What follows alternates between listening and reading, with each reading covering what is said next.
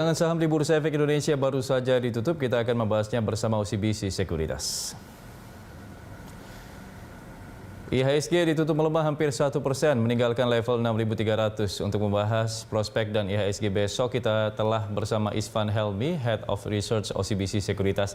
Ya, Mas Helmi, terima kasih sudah bergabung di Closing Market. Kita lihat hari ini IHSG keluar dari level psikologisnya 6.300, terkoreksi 0,91%.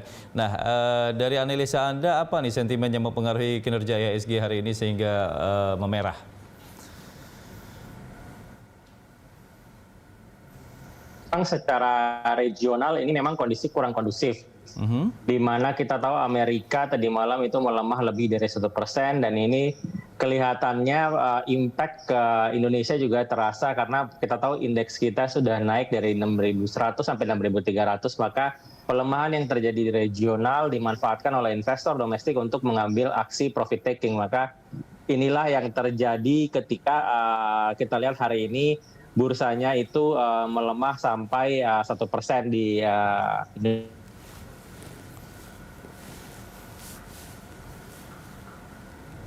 Indonesia. Jadi memang seperti itu yang terjadi. Lebih banyak dari luar negeri itu sendiri.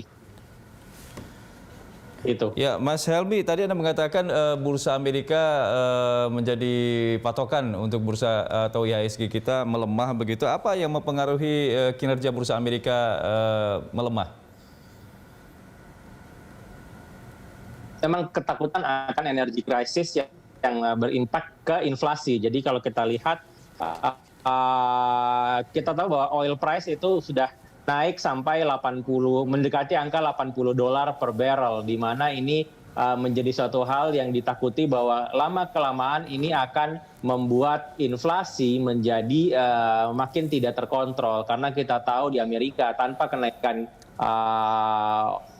komoditas, harga komoditas, inflasinya sudah di angka 5%. Ditambah lagi kenaikan harga komoditas yang dimana batu bara naik sampai $200, kemudian oil sekarang mendekati angka $80, maka ini menjadi suatu momok yang sangat ditakuti oleh investor di Amerika. Ketika inflasi break di atas 6%, 7%, maka bukan tidak mungkin The Fed akan segera menaikkan suku bunganya dalam jangka waktu dekat. Artinya di 2022 awal mungkin kita sudah bisa melihat adanya kenaikan suku bunga, yang biasanya kenaikan suku bunga itu akan berdampak langsung ke sektor real. Terjadi pelambatan ekonomi, terjadi kenaikan dari kredit macet, dan macam-macamnya. Inilah yang ditakuti oleh investor, makanya mulai terjadi aksi profit taking. Oke, ini ada kekhawatiran terjadi Evergrande Jilid 2 karena ada Fantasia Holding ya yang diperkirakan akan gagal bayar hutang 2,9 triliun. Seberapa besar efeknya terhadap kinerja IHSG?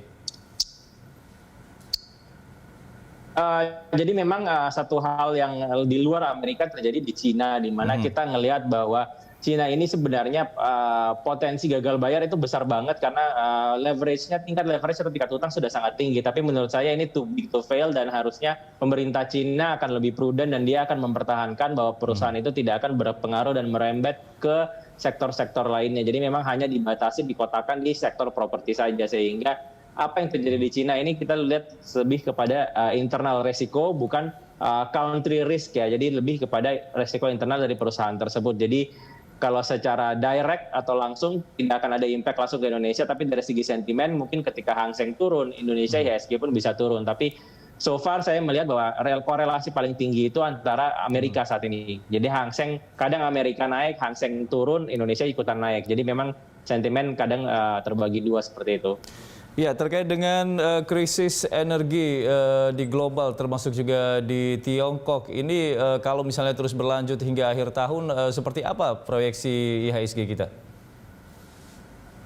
Jadi sebenarnya IHSG kita masih berada dalam trajektori upward ya, jadi trennya masih tren naik. Meskipun kalau kita lihat kemarin kenaikannya itu meninggalkan sedikit gap kecil di 6.150. Jadi menurut saya sampai akhir tahun mungkin potensi 6.400, 6.500 masih ada, tetapi hati-hati karena ketika kenaikan itu meninggalkan gap, satu saat itu akan ditutupi. Bisa terjadi tahun ini, bisa terjadi di tahun depan bahwa IHSG bisa balik ke 100 lagi. Oke, Mas Helmi, dari OCBC Sekuritas sendiri, kira-kira saham atau emiten yang patut dicermati untuk besok apa? Mungkin kita cari saham-saham yang belum naik kencang ya. Jadi beberapa saham kayak Bukalapak itu bisa diperhatikan ya, karena Bukalapak di harga 800-an cukup menarik. Dan perlu di-highlight bahwa Bukalapak ini saat ini menjadi top holding dari beberapa aset manajemen besar. Jadi reksadananya itu sudah banyak beli Bukalapak, sehingga menurut kita ini menarik dan jangka 12 bulan ke depan ada potensi untuk bisa balik di atas level 1000. Itu yang pertama. Yang kedua, kalau bisa diperhatikan juga saham Sido Muncul yang memang hari ini break di bawah 7.770.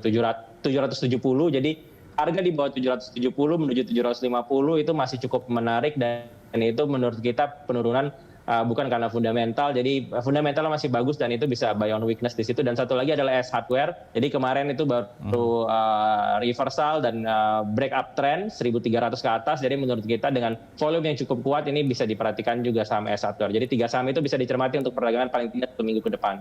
Oke, untuk besok prediksi IHSG apakah bisa mampu rebound tembus lagi ke level 6.300 atau seperti apa?